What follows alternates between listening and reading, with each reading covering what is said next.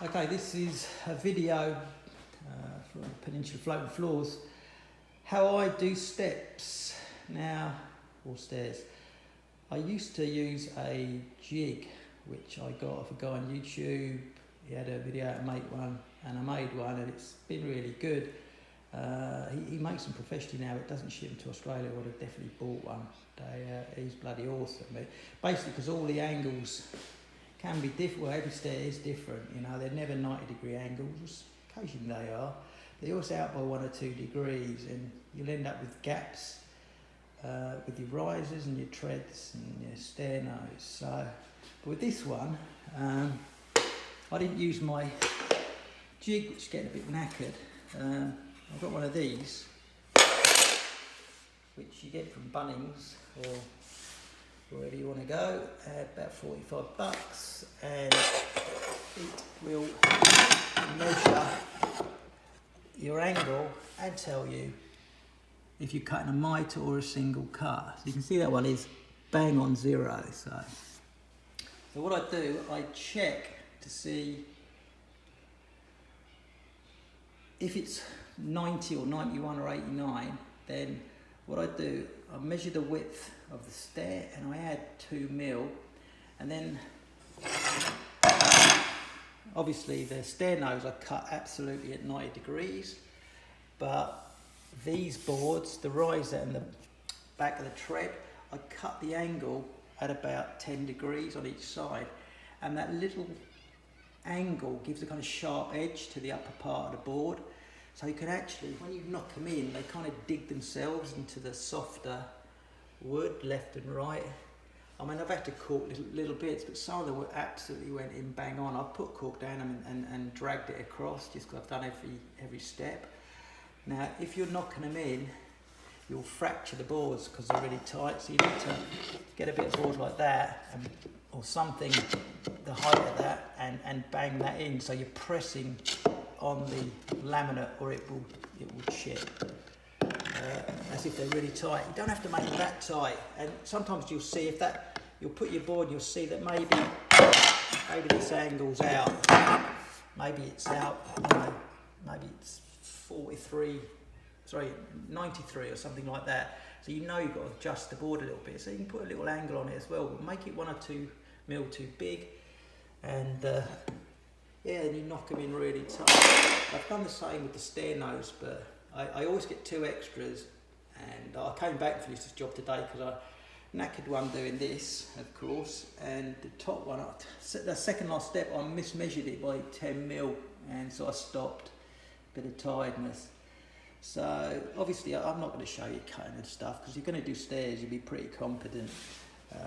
Yeah, so that's how I've done it. Just make the stair width a little bit bigger, put a 10 or 15 degree angle, so like that way, and then just tap them in, and they'll squeeze in. It's like they've got a knife edge, and they'll cut into the surrounds.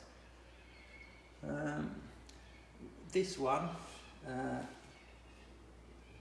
they've been, the miters are really tight, and I haven't even corked that. It's so tight with this new saw I've got. It's bloody awesome.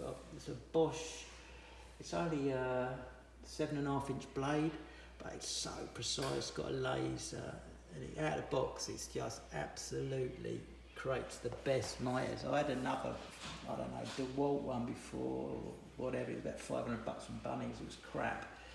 You know, you'd only miter one way. This goes left and right. It's got little side clamps. I'll put it in another video, and it's awesome. It's only about, what was it? It's only about 800 or something. So these took a little while, probably a couple of hours each, getting all these angles.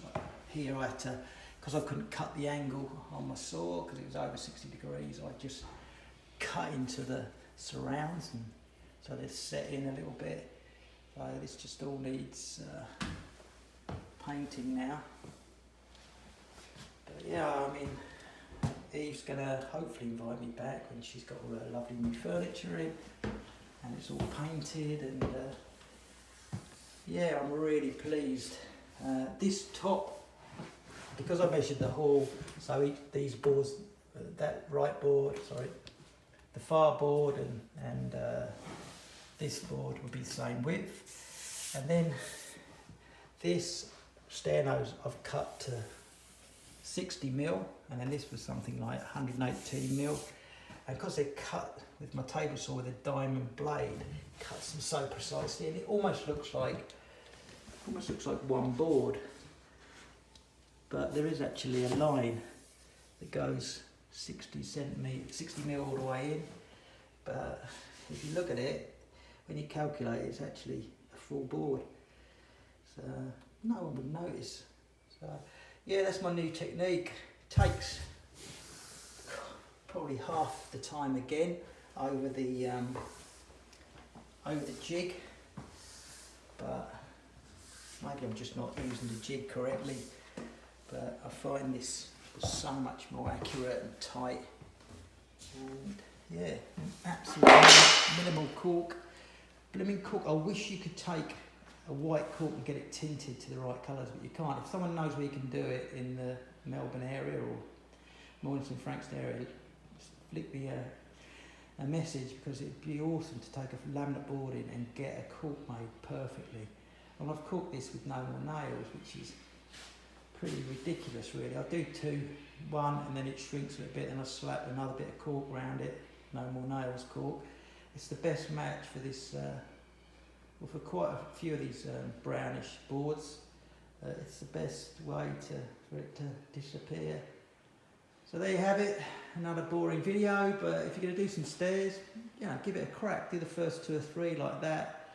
You need to get yourself one of those angle measurers that, as you can see, it's got single cut, and it's got the mitre cut. So if it's like, you know, if it's a weird angle like, I don't know, 126, it will tell you exactly the mitre if you've got a 126 angle that you've got a. That's brilliant for skirts as well, so you can measure the outside angles. Someone told me to always cut outsides at 46 degrees, and then they always go tight. And of course you'll scribe the insides, but I like just to smash the original skirts back on. I just need a little bit of feel, a little sand, coat of paint, and run a bit of cork along the top. So there you have it. I hope it's helpful for some people who have had to do some stairs. Just take your time. You can't rush them. If you get tired, walk away, come back the next day, because you'll just make a mess of your stair nosing, which is pretty expensive. So, okay, if you like the video, give it a like. If you don't like the video, don't do anything. Cheers.